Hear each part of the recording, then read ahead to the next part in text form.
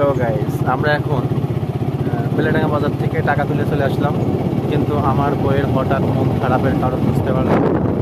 হয়তো বা তার টাকা আমি হাতিয়ে দিয়েছি, তার মনটা খারাপ হয়ে গিয়েছে।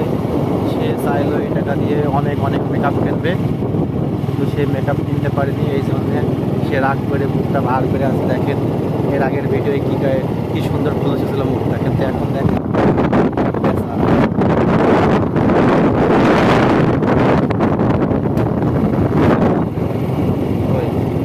আসলে কি টাকা নিয়ে আমি ঠিক কাজ করেছি? বলো বলো ওই